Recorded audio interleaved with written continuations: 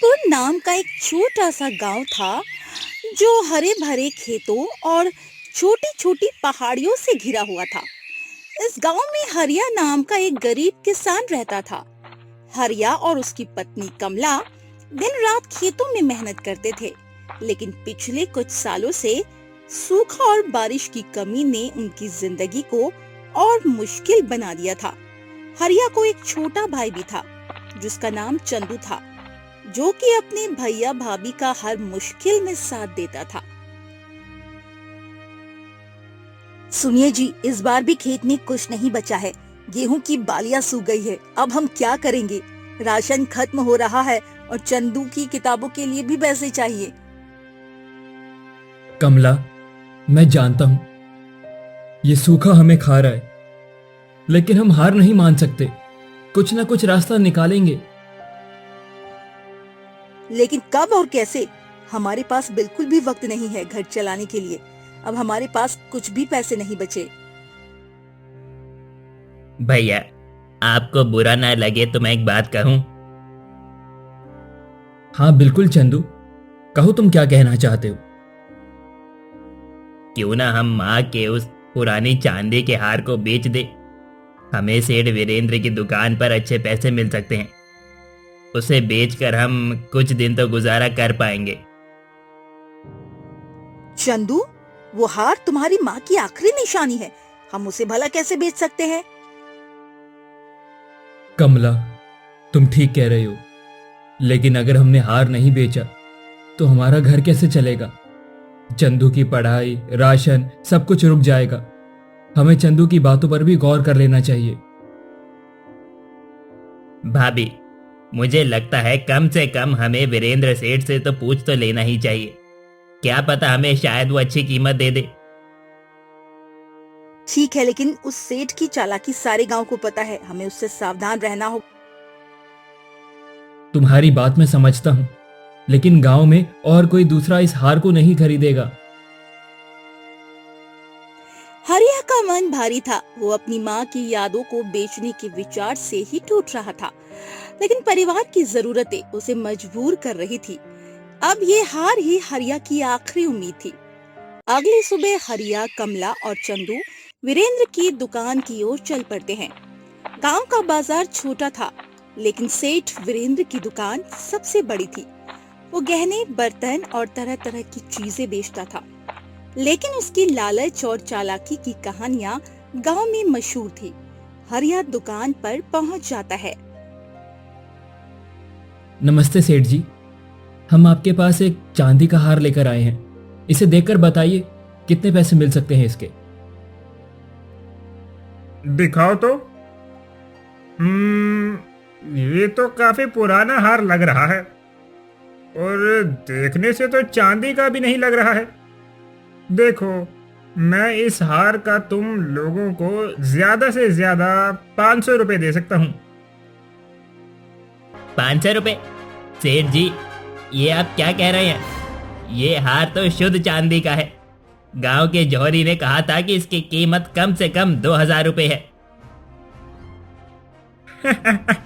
अरे चंदू, जौहरी तो कुछ भी कहते हैं।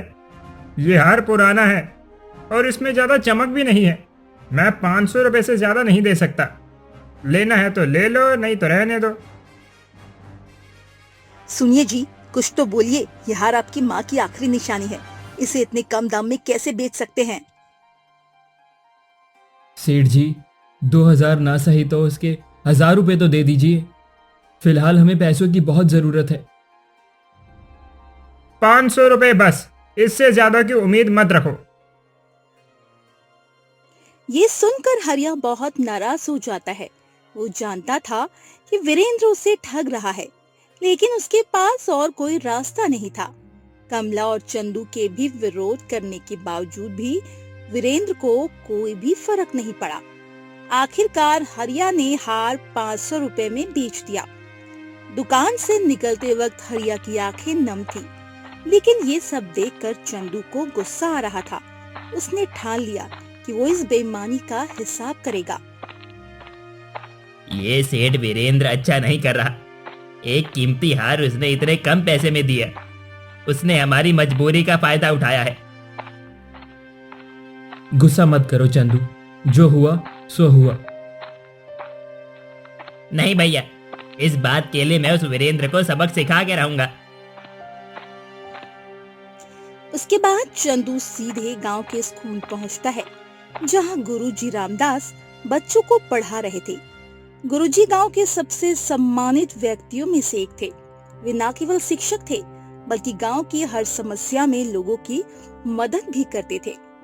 चंदू ने स्कूल के बाहर इंतजार किया और जब गुरुजी बाहर आए तो चंदू उनको सारी हकीकत बताने लग गया। गुरुजी, उस लालची वीरेंद्र ने भैया के चांदी के हार को हमारी मजबूरी का फायदा उठाकर सिर्फ 500 रुपए में खरीद लिया। वो हार हमारी माँ की आखिरी निशानी थी। उस सेठ ने हमें बेवकूफ बनाया है। मैं उसे सबक सिखाना चाहता हूँ। चंदू, मैं वीरेंद्र की चालाकी अच्छी तरह से जानता हूं। उसने पहले भी कई लोगों को ठगा है, लेकिन हमें सच सामने लाना होगा। क्या तुम्हारे पास हार की कोई और जानकारी है? हाँ गुरुजी, मैंने सुना था कि माँ ने वो हार गांव के पुराने जौहरी मुरारी लाल से बनवाया था। शायद वो बता सकते हैं कि हार की असली कीमत क्या होगी। तो ठीक है, हम तुरंत उस जौहरी के पास चलते हैं और उसी से पूछते हैं। फिर हम इस मामले को मुखिया सूरज सिंह तक ले जाएंगे। गुरुजी और चंदू मुरारी लाल की दुकान पर जाते हैं और उन्हें घटी हुई सारी दास्तान सुनाते हैं। मुरारी लाल एक बुजुर्ग जौहरी, गांव में अपनी ईमानदारी के लिए जाने जाते थे। उन्होंने हार की तस्वीर देखकर तुरंत हार को पहचान लिया। अरे, ये तो वही हार है जो मैंने हरिया की माँ के लिए बनाया था। ये शुद्ध चांदी का है और इसकी कीमत आज के समय में कम से कम 2500 रुपए होगी। धन्यवाद, धन्यवाद मुरारी जी। आपकी बातों से साबित होता है कि वीरेंद्र ने हरिया को बेवकूफ बनाया है और चांदी का हार लेकर हरिया को फंसाया है। गुरुजी, अब हम क्या करें? तुम आज के दिन सब्र रखो। कल हम सीधे मुखिया सूरज सिंह के पास जाएंगे। वो अवश्य इस मामले में न्याय करेंगे। अब तुम अपने घर जाओ। गुरुजी की बात सुनकर चंदू वहां से अपने घर को चला जाता है, जहां वो अपने भाई और भाभी को बताता है कि वो क्या करने वाला है। चंदू, मुझे लगता है जो हुआ तुम्हें वो भूल जाना चाहिए। इन बड़े लोगों से उलझकर हमें कुछ नहीं मिलेगा। भैया, मैं समझता हूँ कि आपको फिक्र है, लेकिन उस सेठ ने हमें बेवकूफ बनाया है। मैं उसे नहीं छोड़ूंगा। मुझे लगता है आपको बदले का भाव छोड़कर अपनी पढ़ाई पर ध्यान देना चाहिए। जब तक मैं उस वीरेंद्र को सबक ना सिखा दूं, तब तक मेरी पढ़ाई में मन नहीं लगेगा।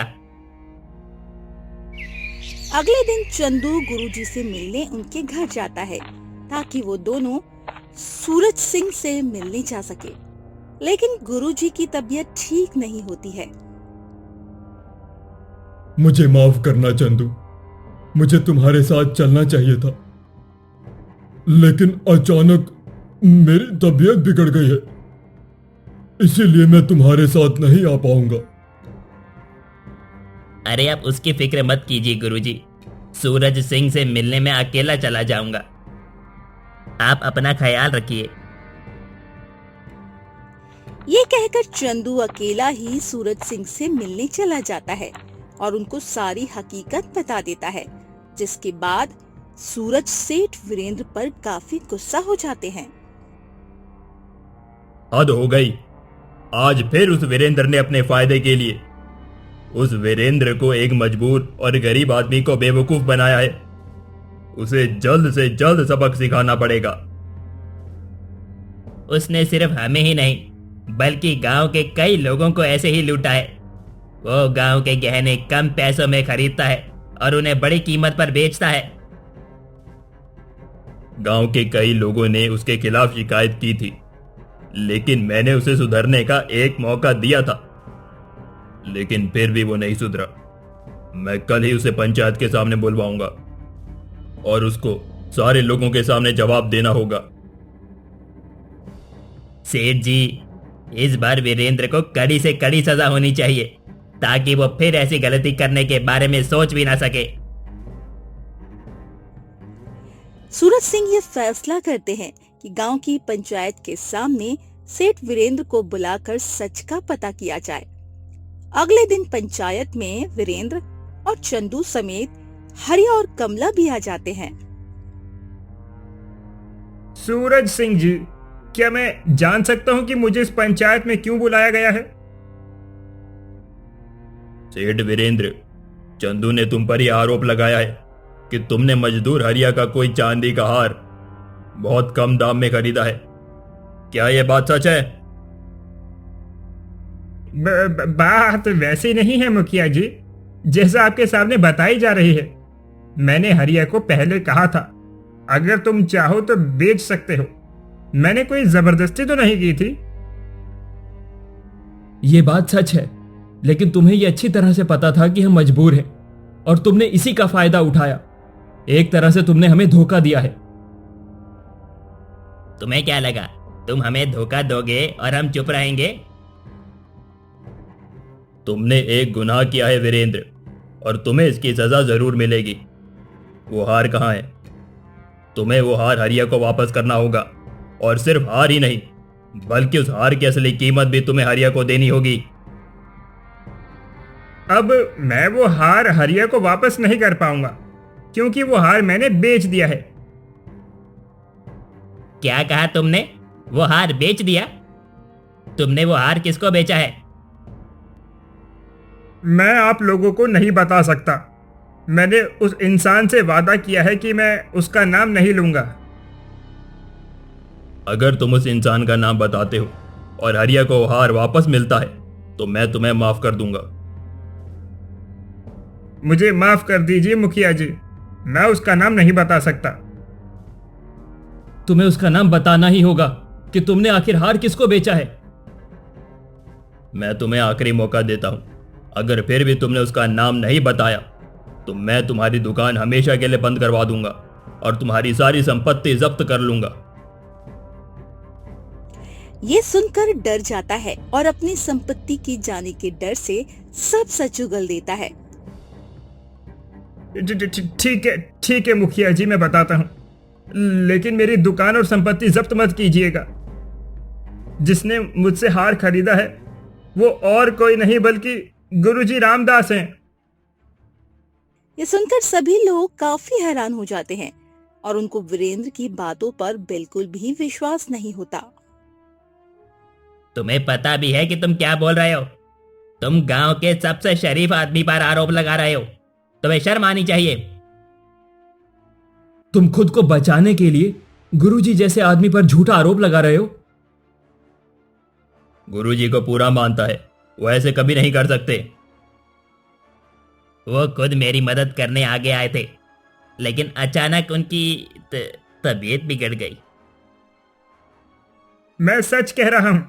अगर आप लोगों को मुझ पर विश्वास नहीं है तो चलो उनके घर ही तलाशी ले लो, वहां हार जरूर मिलेगा। उसके बाद सूरज सिंह समेत सभी लोग गुरुजी रामदास के घर जाते हैं, जहां सभी को गुरुजी एकदम ठीक ठाक नजर आते हैं। गुरुजी, क्या आप ठीक हो गए? अरे आप सब लोग यहाँ? क्या बात है? सूरज सिंह जी, यहाँ कैसे आना हुआ? उसके बाद सूरज सिंह गुरुजी को सारी हकीकत बताते हैं। क्या कहा? वो हार मैंने खरीदा है? ये वीरेंद्र बिल्कुल झूठ बोल रहा है। मुखिया जी, सिर्फ एक बार मुझ पर विश्वास कीजिए, फिर सब कुछ पता चल जाएगा। उसके बाद सूरज सिंह अपने आदमी से गुरुजी के घर की तलाशी लेने को कहते हैं।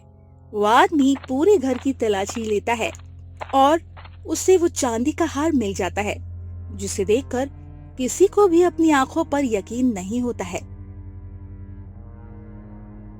तो ये हार सचमुच तुमने ही खरीदा था? मुझे अब भी विश्वास नहीं हो रहा है कि आपने मुझसे झूठ बोला गुरुजी। आप भी इस वीरेंद्र के साथ मिले हुए थे। आपने ऐसा क्यों किया गुरुजी? हम सब आपको कितना मानते थे। बताओ, तुमने ऐसा क्यों किया? जब ये हार तुम लोगों की मां ने खरीदा था तब ये मेरी पत्नी को भी काफी पसंद आया था, लेकिन उस वक्त मैं इसे नहीं खरीद पाया। तो इतने सालों बाद जब मुझे पता चला कि ये हार तुमने बेच दिया है तो मेरे मन में लालच आ गया और मैं इस हार को खरीद कर अपनी पत्नी को दूंगा। तुम दोनों ने भी अपने लालच की वजह से एक गरीब को फंसाया है। तुम्हें इसकी सजा जरूर मिलेगी। उसके बाद सूरज सिंह वो हार लेकर हरिया को वापस कर देते हैं और साथ में उसको कुछ पैसे भी दिए जाते हैं। हार वापस मिलने की वजह से हरिया बहुत खुश होता है, लेकिन चंदू इस बात से ज्यादा खुश होता है कि आखिरकार उसने सेठ वीरेंद्र को सबक सिखा ही दिया और ये कहानी यही खत्म होती है।